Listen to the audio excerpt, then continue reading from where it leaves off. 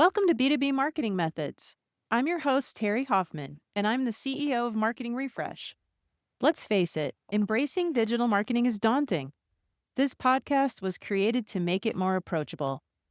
Join me as we talk to CEOs, sales leaders, and revenue growth experts who will share lessons learned and tips from their own journeys.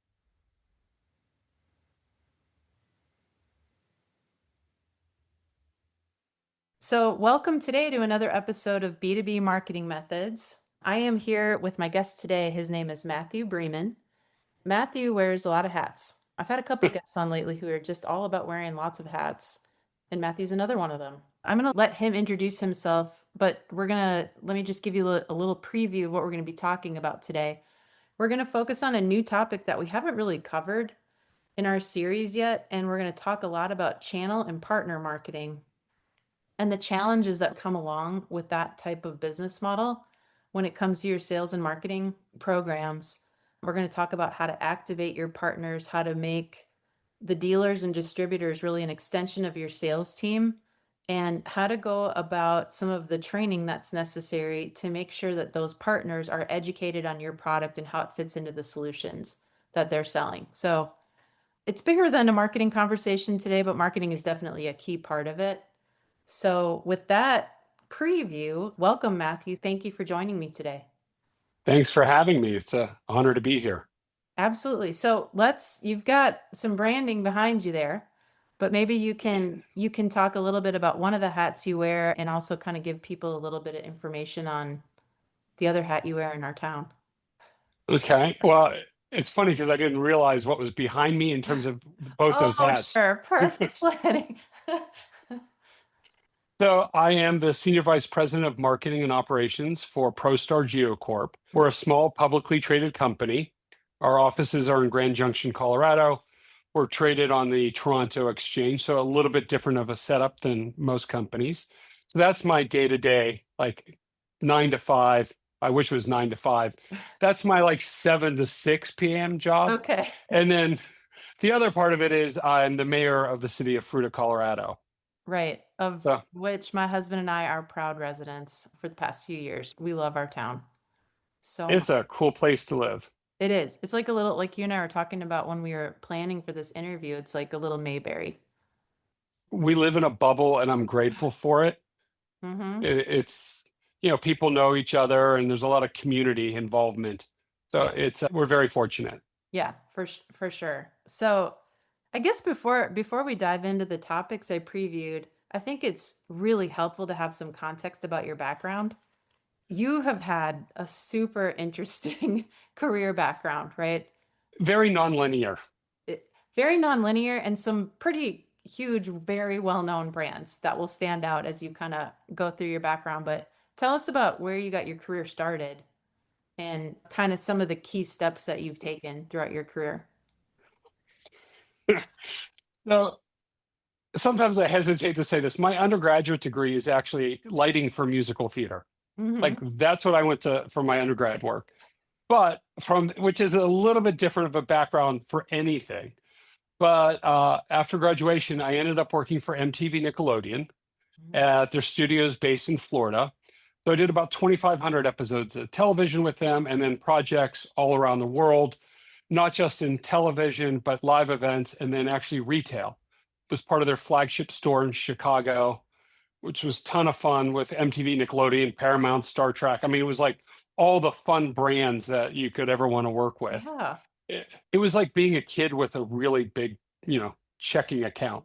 So that was a lot of fun. Those opportunities don't happen that often. Right. So from there, I went back and got my MBA. And from there, another small brand, Disney, hired me out of the MBA program. And I started and ran their internal creative agency. And how I kind of describe that is like all the cool stuff you see on TV, I had nothing to do with that. You get to the parks and like all the cool stuff in the parks, I had nothing to do with that.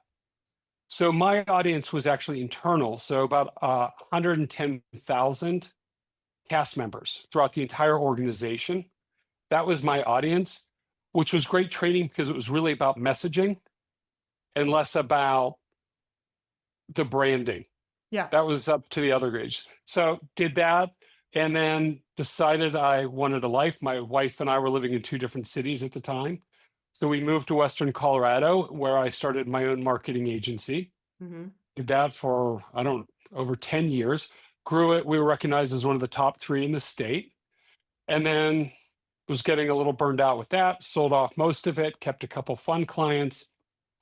ProStar was one of my clients, and they made me an offer to come on board as just as they were going from privately held to a publicly traded company. So I Hmm. got to do that transition with them.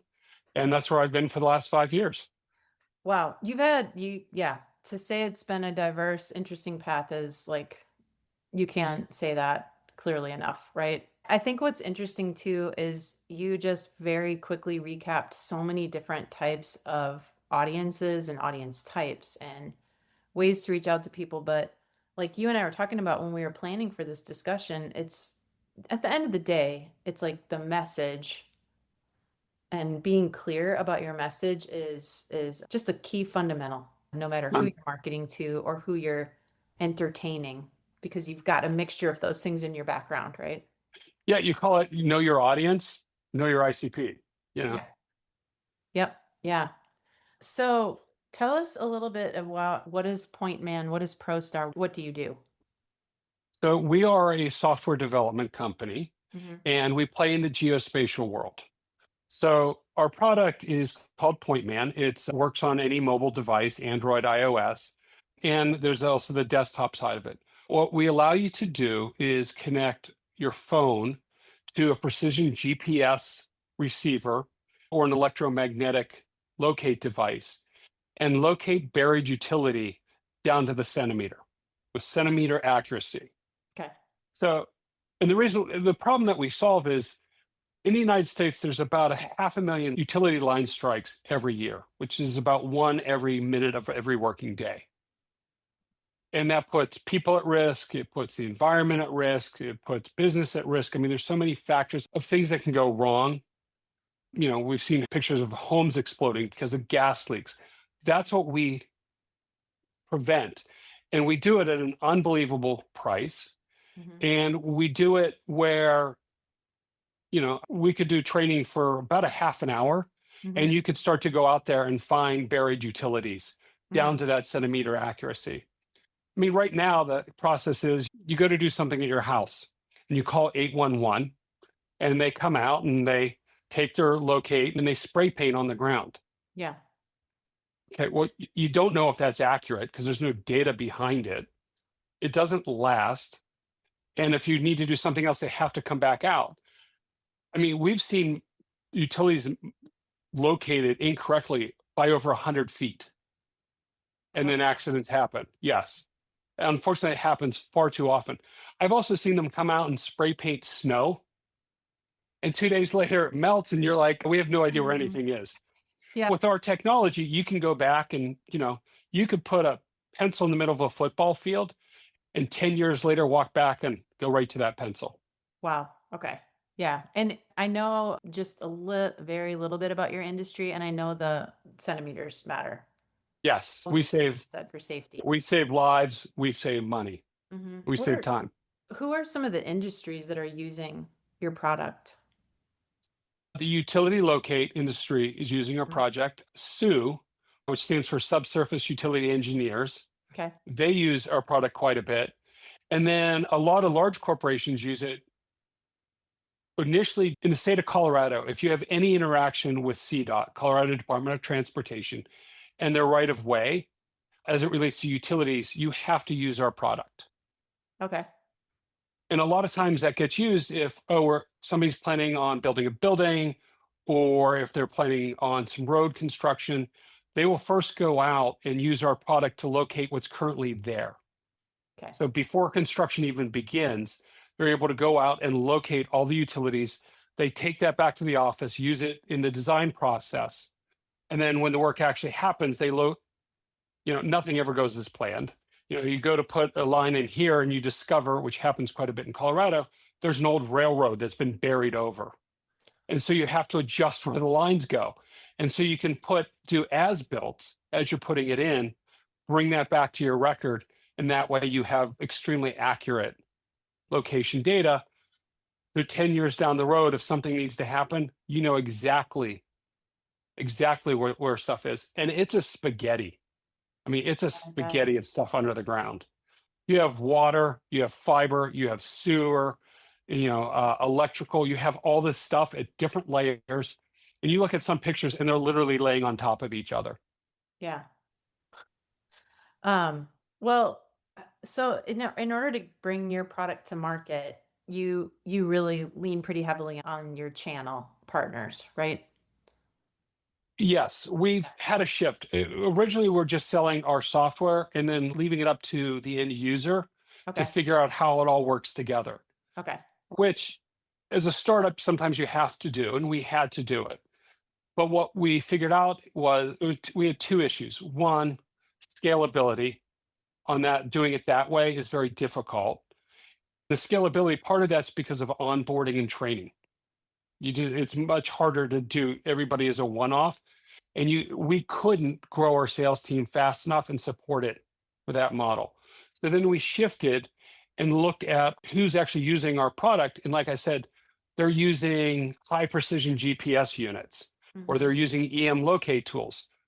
Well, they already are selling to our clients, and our software enhances their product. Uh, So we did a shift and started talking to the hardware manufacturers and saying, listen, we can be really good partners on this. Our product doesn't work without yours, and we make your product work so much better and bring that much more value. So we started reaching out to the hardware manufacturers, going through that process to get them on board and see the value of what we do. yeah. Now, those hardware partners have different sales models within their organization. Some of them mostly do direct sales, but the majority of them have distributors Mhm. that they sell their product through. So it sounds like you ran into a challenge with going to market with that channel partner strategy. Yes, at first, the hardware manufacturers like, this is great. We get it. We agree. It's a great partnership. We enhance each other's products. We can help each other with sales. Yeah. That was really the easy part. Mhm. Figuring out the finances between the two organizations was the easy part. The hard part came was, great, we've signed this agreement. Now we got to figure out how to sell it. Yeah. And then so we're looking at the distributors and we're like, here you go, here's our product. And they're looking back at us going, okay, what are we supposed to do with this? And what's in it for us and why should we care? Yeah, so how did me about how you've started to work through that? How do you navigate that challenge?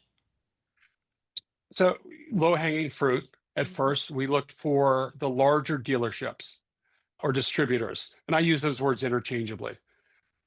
We started looking at them and saying, okay, and started having those conversations with the leadership teams there. They got it. They understood the value of it.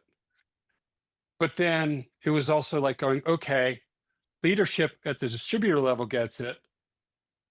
How do we actually get the boots on the ground to get it? Which is key. And Yeah. which is absolutely key. And for us, it was, they know their audience. They know who they're already selling to. They know the repeat customers. They have those relationships. And now we're trying to, slide into those conversations Mhm. and help them move our product. And there's some resistance to it because they've been successful selling hardware. Yeah. And they didn't necessarily at first understand the value of adding our software to it. Or they're like, oh, we already have this other piece of software that we sell. So Okay. we're good. We're good. Like, we're making our numbers, we're making our quota, we're good. Which isn't And so, even it's like it's not even a lazy reaction, right? That's a very true human being reaction. We're all if there's no big reason or driver to change, yep, why are you asking me to change? exactly. Right. Yeah. So like how did you respond to that? So it's the with them. What's in it for me? Mhm. We spent some time looking at how they get paid, how they make their money, what motivates them. Mm-hmm. And then starting to do the mind shift of how they become more valuable to their clients. And it was the shift of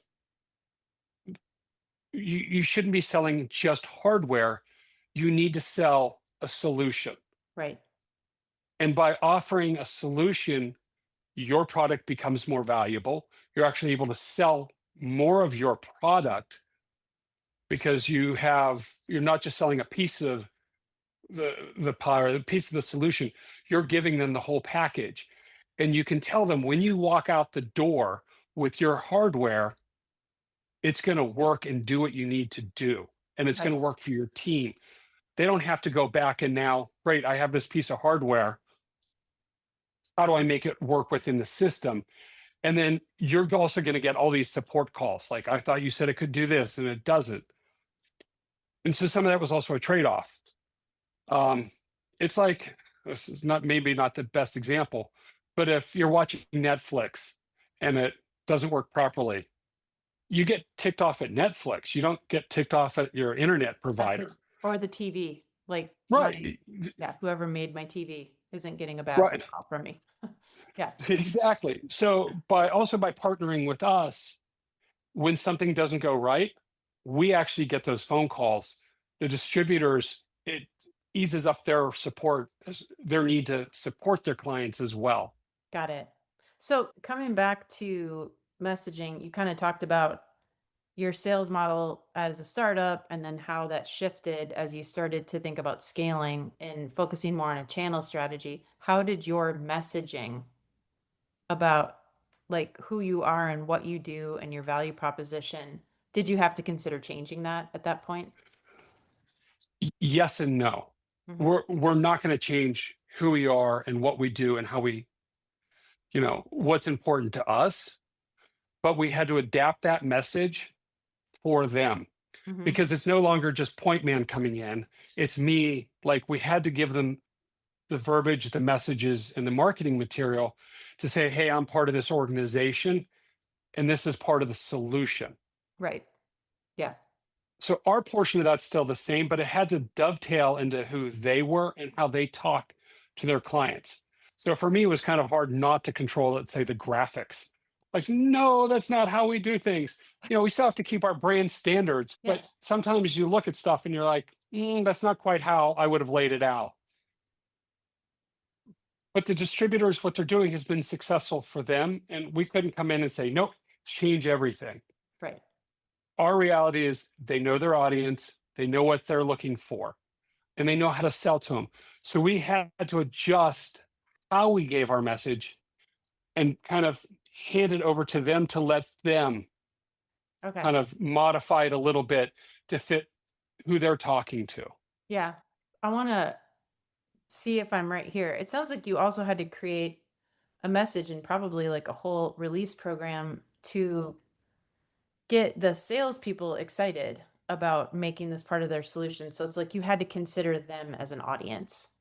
Absolutely. Well, the distributors and the dealers. First, we had to market to, it wasn't, at the dealer level, it was more of a conversation. Hmm. At the high level of the dealer, they got it. But then it was marketing and having to sell to the sales team about why. And that was a process to get the distributor sales team on board. And then we had to do the next step, which is then give them the tools and the messages to sell to their customers. So it was very much multi-level. Yeah. And each kind of level, we had some learnings Yeah. as kind of the process on it. But so, it's selling to the salespeople, then giving them the tools to sell to their clients. And once again, different hardware manufacturers have different audiences. Product A may be more appealing because it's 100% made in the USA and people are more concerned about that. Other products may be to a more budget conscious buyer. So we had to even make sure we were aligning with that. Yeah. And then to even complicate that even further for us, what do you do with the dealer that sells two pieces of hardware? We work with both. Then how do you kind of walk that line? Like, you could buy product A or product B from us. but no matter what, you want to add point man to it. Right. And like you said, your product doesn't change. It's the same product going on these Yes. different devices and being sold in through these channels, but you had to really understand those pain points. What are the challenges for each ICP in that equation, not just the end user? Right. Yeah. We first went out and said, here's kind of how you talk to the audience. And the sales teams were like, that's good for you. And then it was flat. And we're like, maybe we need to back this up. Yeah. And so we spent a lot of time internally going, okay, how do we give them enough information about our product? How do we give them the value proposition and train them to a point where they can talk about it, but they don't have to be the subject matter experts? Yeah. So we did it at a couple different levels. So the first thing we did is we looked at the sales managers. We brought the sales managers in and we did it through a series of webinars, Mm-hmm. which at first was an adjustment for us because normally when we do demos, we love to go into the details. Like, Mm-hmm. oh, you can look at this NEMA string, you can do this. That's not their world. So we had to keep it at a very high level to help them understand why it's a solution and will help them. Yeah. And then once we got them on board, they were great. They're like, our entire sales team needs to do this. So then it was training, doing the same thing and doing webinars for the sales team. Once again, doing a product demo at a high level, helping them understand how it's now a solution, but then understanding what's the benefit for them, for the sales people to offer it as a solution. Yeah. Why does it help them? Why does it make their job easier? And how can they go show their clients why this is the way you want to go and the value proposition to them? Well, so what you're just as a marketer listening to you, I'm like, he saw each one of those people as a different ICP and thought about the journey that they're going through, right? And what they want to hear at different points in building that relationship with your brand evolves. Like something at the beginning and then it evolves as they learn more. And you didn't just try to dump that all on them at once. Or maybe Well, you did and then you in learned. Yeah. yeah, Yeah. in all honesty, we did kind of try to dump it all at once. As you know, as a marketer, the hardest time sometimes is to talk about yourself because you know everything and you want to just like I know my product, I love my product, boom, and you want to discuss everything. Part of the job as marketing is like, okay, no, let's figure out what the key points are, what the key messages are for Right. your audience. You know, once again, we like to talk about all the features, Yeah. make sure we're switching it to them to understand the benefits. Yeah. And at those different levels, they all have different benefits. Exactly. And sometimes you only know what's too much by giving too much and then having to figure out what needs to be pulled back. If you give too little, you can't even get the engagement to get that feedback that you need. Finding those champions, like when you Okay. start it, it's always finding like that one or two people that just get it. Yeah. Like from the minute they see it, they're like, oh, I totally understand why we want this product and why our clients want it. And then you spend some extra time with those champions, you handhold them a little bit more because what you find is they're the ones within their organizations which will help you the whole way through. Okay. Wow. That's okay. I love that. Always like, if you can find the early adopters within the organization, Mm-hmm. they can make your life so much easier. Yeah. So I guess what's interesting to me about the whole conversation we're having is if you don't have those like stakeholders identified and know who each one of your ICPs are and understand what their pain points are and understand what messages are going to resonate and who your champions are and how to motivate them, it's just such a tried and true practice and method that it doesn't matter what you're selling or what you're doing. You have to have that part figured out first, or you could waste a lot of time and money out in the market. Yes. And what's slightly different about this is there's a trust factor. We Yeah. have to trust the salespeople on the front line that they know their audience and what's important to them. And then you need to glean from them what their ideal customer profiles are. Okay. So we're not on the front line going, oh, distributor, here's who you should be going after, here's your, ideal customers.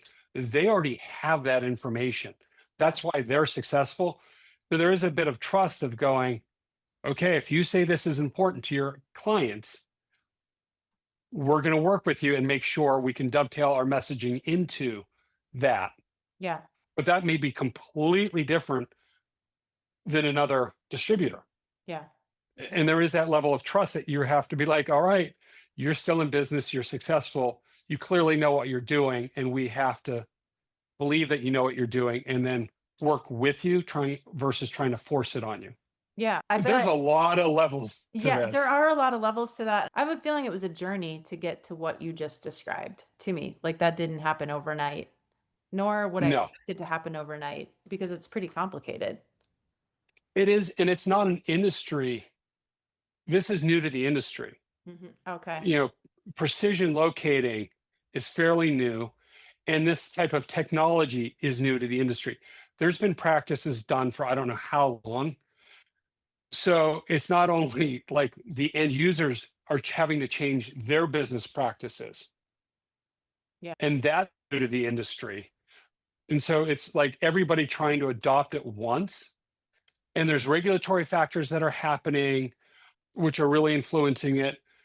Everybody's trying to become more efficient and more streamlined in their operations. And now the technology is catching up to where it helps them. We've had enough case studies and it's been proven enough now that more and more companies are going, oh, like we have to adopt technology into our workflow or we're going to be left behind. So Yeah. there's also a lot of learning all the way around. Yeah. No, there is. And I think I was going to ask you a little bit about your view on like how often you review that and try to keep it updated.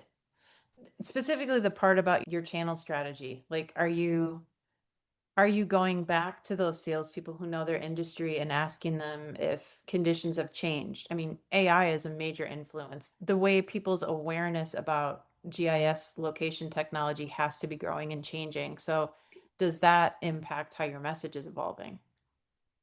It does. So, once again, like anything with marketing, some of it's, you look at the data, and with our backend systems, we can track who has what licenses. And when we're working with dealers, we know the serial numbers. So we know what's coming from where. And Okay. so you can look at those trends and be like, why isn't this growing as fast as we had hoped it would be? Are there technical issues? Are there messaging issues? And it's having those conversations Yeah. and really making sure. And then it's also sometimes we get feedback. We're like, oh, we didn't realize this was necessarily a concern, which we've never talked about. So we now have to go back and go, okay, how do we discuss this? Yeah. How do we internally make sure it's accurate? And then the other challenge is, even for us, the technology is changing so quickly. And you brought up AI Hmm. and how AI is also coming into the geospatial industry at a level that you wouldn't necessarily expect. Hmm. There's companies out there that from satellite and from public information on social media are able to get a rough estimate where buried utilities are without ever sending somebody out into the field. Wow. Now, is it accurate? Yeah. No. But I mean, for easy example, you have an open field. If you need to locate the utilities, it's nice to be able to say, okay, using AI, here's where we think they should be. And it gives you a place to start versus a massive blank canvas that you have to figure out. Yeah. And so, okay, great. Once again, as we look at solutions, people are like, well, wait a second, aren't you concerned that that's going to take away from your market? And it's no, just the opposite. It actually helps us. Yeah. But understanding, once again, it's switching from that hardware and then very siloed approach to saying, okay, we're here to provide solutions.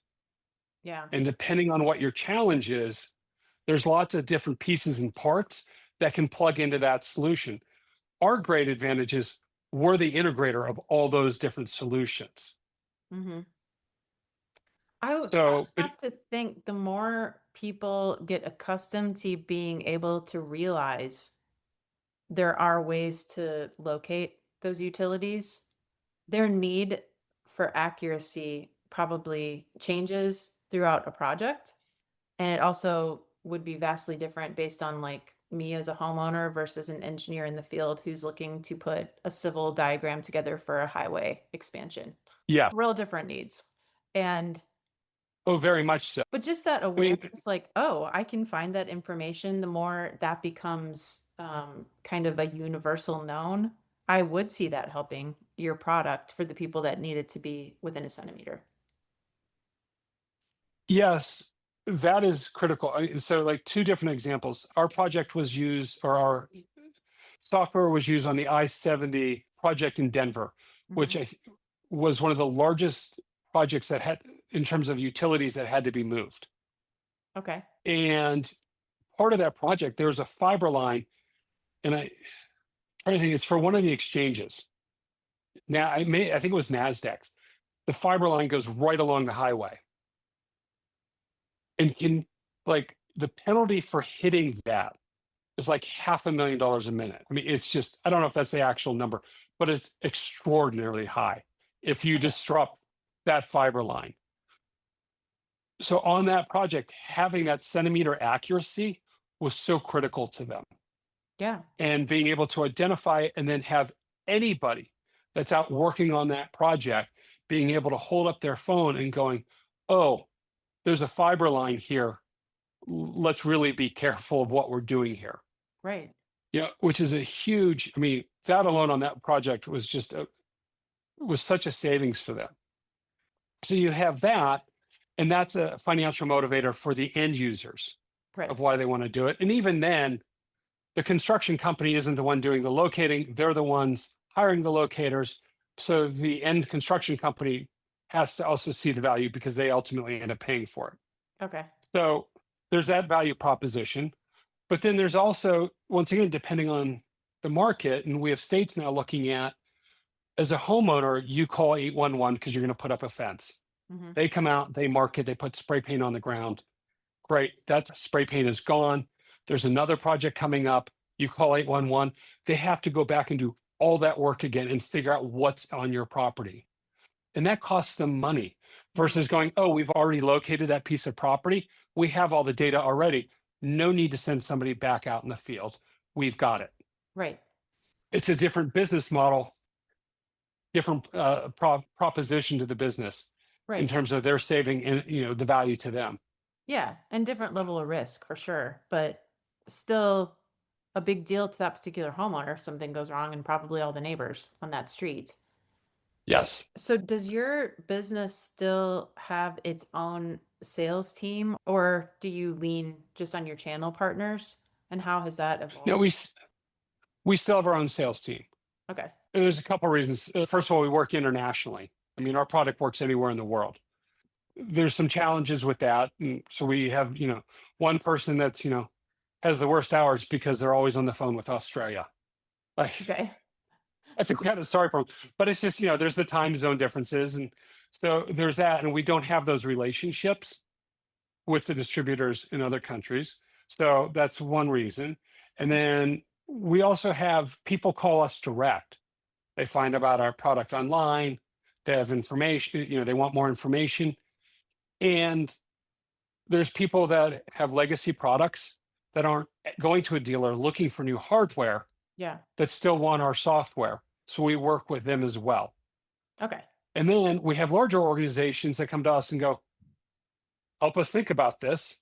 Like before we even start talking about the hardware, let's talk about our needs and how you fit into it as the software. So we deal directly with them. And then sometimes we'll bring the hardware manufacturers behind us, which they love. Yeah. Oh, I bet. So we try to make it that win-win. Yeah. So you're creating an environment where you're not competing with them. You're figuring out maybe they pull you in most of the time, but maybe there are instances where you pull them in as well. Because I know that sometimes with channel marketing programs, you kind of develop this unintentional conflict, or sometimes it's an intentional conflict, and that can cause quite a bit of friction. But it sounds like you've kind of designed it so that you're not creating that friction. You're trying to make We do our best. yeah. Yeah, it's a lot of meetings. Yeah. It's a lot of conversations to make sure that you're not stepping on each other's toes. Hmm.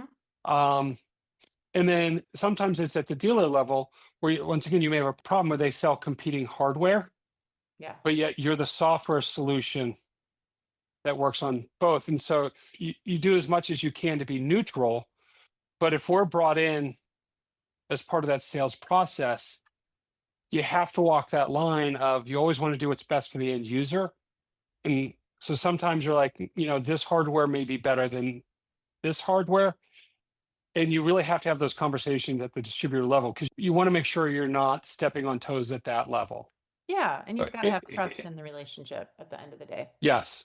Yeah. And there's sometimes, you're like, oh, this would be a great deal for us. And the distributor or the salesperson may be like, no, it's not a good deal for you because of X, Y, and Z. And you have to have that trust with them. Yeah. Well, I want to make sure before we finish up our conversation that we do talk a little bit about your hat that you wear as the mayor of the city of Fruita. It's fun living in two different worlds. I know. I mean, let's get ready for a big old left turn here in the Okay. conversation. So, but it's a left turn, but still a lot of like common threads in the marketing story is that in your role as mayor, what are some of like civil things and kind of political things aside, when you think about messaging to the community, how do you approach that? Like, what are the things that you're thinking of strategically to figure out how to develop that message to the community?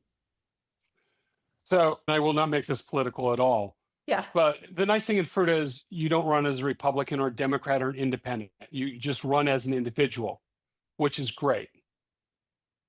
It also creates a blank slate in terms of what you talk about Hmm. because there's no party or whatever that you have to kind of deal with. Coming from a marketing background, it's a there's kind of two phases. One is you have to get elected. Hmm. And so that's like a standard campaign. We live in a small enough community where it's a lot of coffees and you're meeting with people. For me, it's you identify your principles and make sure that's what you talk about. And then it's a lot of coffees, a lot of yard signs, and just getting out. Yeah. So fine, great. You get elected, you come into office, and then you're like, uh-oh, now what? And so for the hard part for me is like I come from, with a marketing background, like I know my ideal customer profile. Hmm. Like, they're this age, they're this, here's their income, here's what they're interested in. All of a sudden you come into a municipal level, everybody's like, everybody's your client. Yeah. And you really have to kind of figure out, once again, I always get back to principle based leadership, but your messaging has to follow your principles and it has to be consistent no matter what the audience is. But it's a very, very different kind of way that you deliver it. Right. It was a little bit of a learning curve Hmm. at first to go like, nope, I'm only going to talk to this group, and you're like, oh nope, mess that one up. So, and really, how do you do that? And then the other challenges from so that's as an individual, but then as a city, Yeah. like communication is key. Community engagement is so important. And how do you reach people who may not be all that interested until it doesn't go the way that they want it to, and then they become very interested. So how do you kind of push that information through all these different channels, Yeah. and then getting that feedback on how people are listening to you? Yeah. You know, and I kind of joke about we just did a community survey, and only 67% of the respondents realized the city had a website, and you're just like, oh, this shouldn't be this hard, but but fair enough. Yeah. We do mailings to every house, once a quarter. Like, how much outreach can you do to all the different communities Yeah. to make sure that they know what's going on, make sure that their voice is heard? And it feels sometimes very scattered and shotgun approach, but you just got to hit as many of those groups as you can. And Yeah. it's a very different way to think. I'm sure it is. You and I have talked about this before. I think our community is small. It's a well, I moved here from Houston, which is like 4, 5, 6 million people, whatever it is these days. And what is the population of Fruita? 10, 12,000? I don't even Now know. we're just under 14,000, Okay. and Yeah. we're 7 square miles. Just you're making me love living here even more just with those numbers. But I worked at a place that had 45,000 employees on a 47 square acre campus. Like I worked at a place larger than where I now live.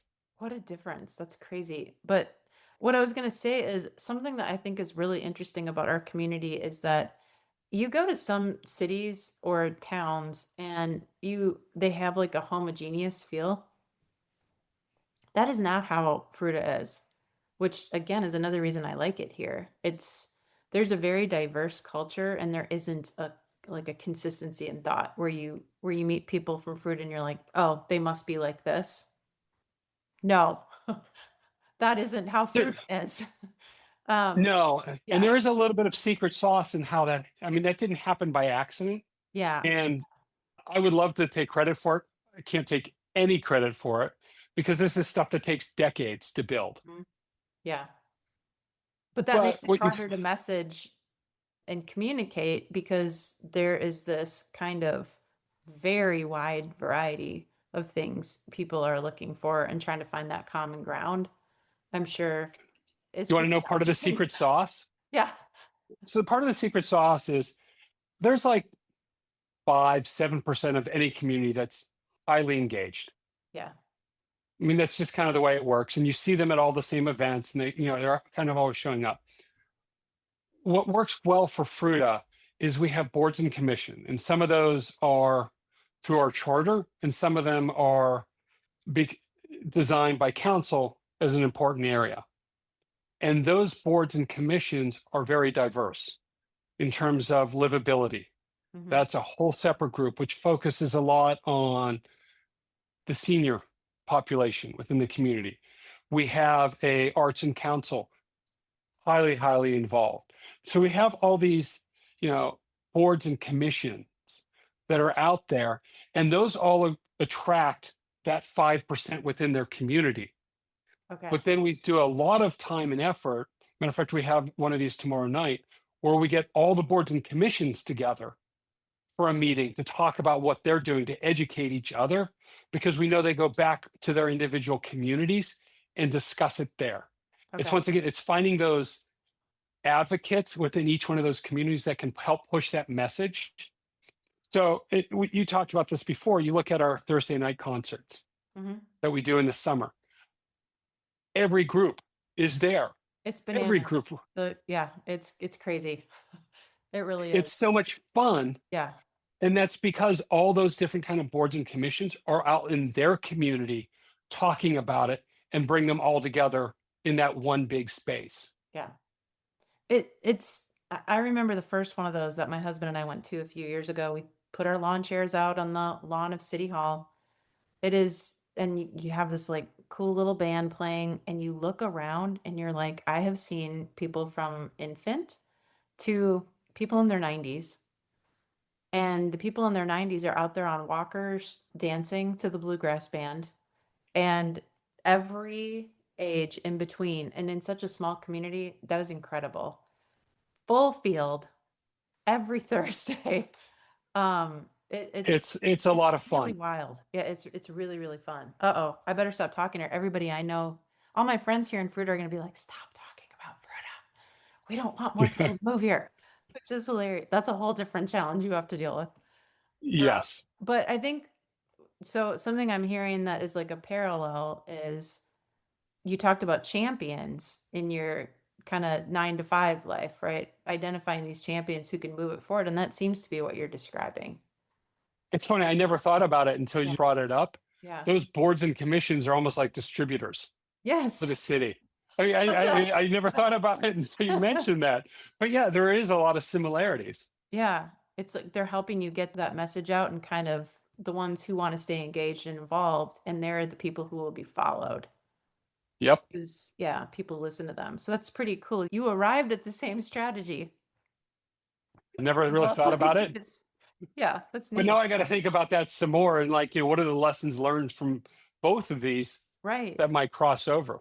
Yeah, that could be pretty interesting. I bet if you think back to your Disney days, probably a lot of similarities with that huge employee base that you had to market to.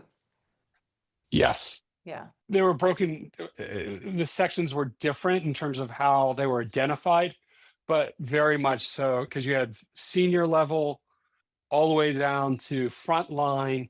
And then part of my responsibility was also because our audience was the cast member and we looked at casting, which is their outreach for hiring group.